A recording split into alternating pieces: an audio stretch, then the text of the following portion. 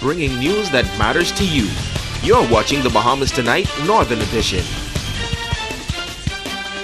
And welcome back. Well, the Northern Council for the Disabled calling for support from the community. Tonight, a local president says the organization is barely able to make ends meet, despite the fact that there are many Grand Bahamians who depend on their services. Let's go to Shashina Roll. They are considered a part of the most vulnerable among us, and according to the president of the local Disabled Association, they are experiencing serious challenges. She says with limited resources, many of the disabled persons are not given the help that they need. Now, she's asking the community to support them in any way that they can. We need to order groceries, and we are low on funds. So that's a challenge there in itself. Then another challenge is we would like to take the members out, but we don't have a bus of our own. When we take them out, we have to pay for buses. Even to take their groceries to them, we have to pay for that. The association has been around since 1977, and to date, 100 persons on the island are in need of their services. Some are wheelchair bound, some walk with cane, some walk with walkers, some are blind, some are deaf, and that in itself is a real challenge, because some of them, even though they have their cane and everything, they can only go from, if they have to walk to go someplace, they can't manage that.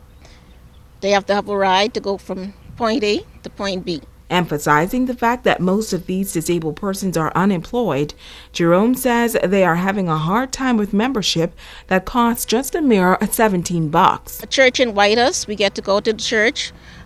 We get to take them to meetings, and they get, every 2 months, we are able to give them like a bag of groceries. Jerome says while there is some help from the government and the Grand Bahama Port Authority, it is simply not enough. Who's disabled, we tried to bring them in, but they said we can't afford it.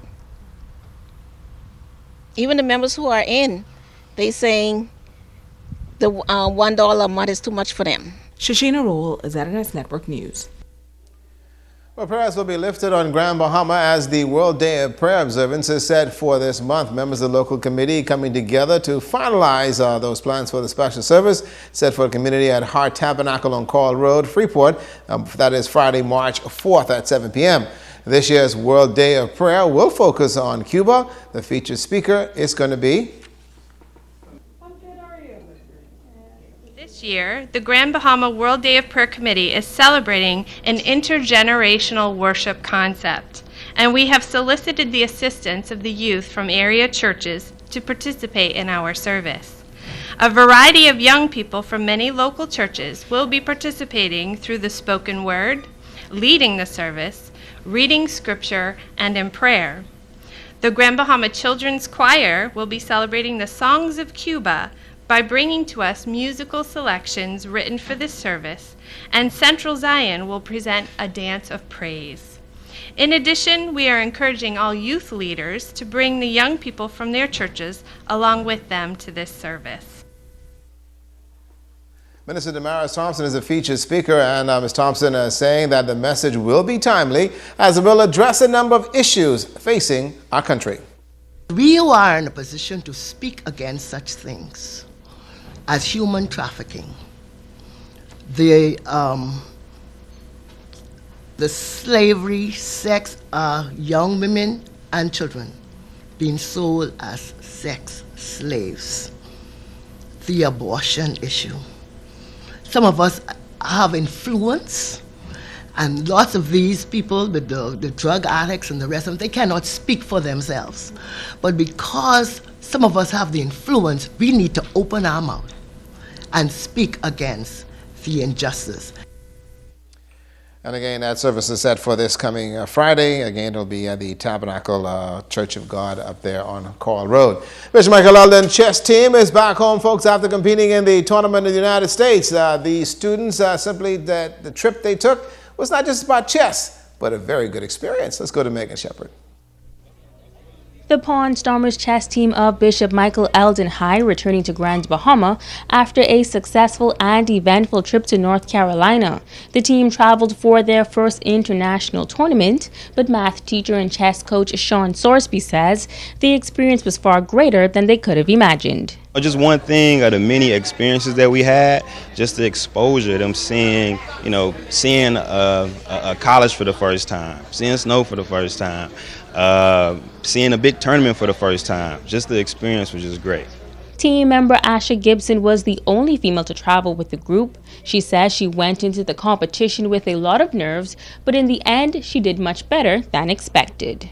When I first got there, I was kind of nervous because I thought I was going to get beat really bad. And then when I played them, I realized that they're just as nervous as me. And I basically won all my matches. And I came top girl, and I came first place. The male counterparts also faring well. They say while they had their ups and downs during tournament play, it was an amazing overall experience. I found the best part to be the interaction with the students, because we normally play them online and we don't get to talk to them that much because they don't respond to chat like that. So when you get to meet the people that you've been playing for a while and losing to or beating, it's like kind of good to see how they are socially and stuff. We took a tour of the Atkins School, North Carolina, and Winston-Salem University. It was like seeing a college, how they had all type of game rooms, and then they had college rooms, libraries, and much more things than we have. Yes, we got to see snow, and that was just like the highlight of it. But it was good for like the experience overall, because we got to see things, we got to experience what it would be like to live in another country, and it was just good. Sorsby says that now they're hoping to continue tournament play both throughout the Bahamas and internationally. One thing that we're doing in the ACEA, we're going to start a chess club at every school. So every school is going to have a chess club. They'll have other people to compete with in the Bahamas, and then we'll start taking those students abroad, either to North Carolina, or another partner we have is actually up in Germany. Megan Shepard, ZNS Network News. Way to go. Our guys still trying to play checkers. Well, a month of March is Healthy Lifestyle Month, and here at ZNS Northern Service Corporation will hold one of its first events tomorrow in commemoration of healthy living. Residents can take advantage of free health screens between 10 a.m. and 2 p.m. in the Canteen and Harold Gregory Complex. Now, the Grand Bahama Health Services will be coordinating blood pressure, glucose, and cholesterol testing. There's also weight and body mass index. The free screenings will be carried out this and every Wednesday during the month of March right here at the Harold Gregory building. And now it's time for us to Ask the Doctor.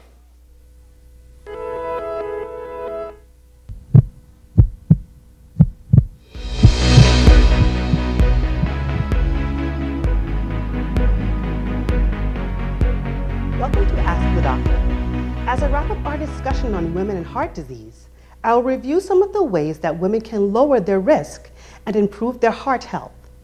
Women suffer from and sometimes even die from heart disease. However, there are positive changes that can be made in your daily lives that can lower the risk, which include quitting or don't start smoking, exercising 30 to 60 minutes a day on most days of the week, or 60 to 90 minutes if you need to lose weight, maintaining a healthy weight, eating a diet that's low in saturated fat, cholesterol, and salt, and replacing it with a diet rich in vegetables and fresh fruit.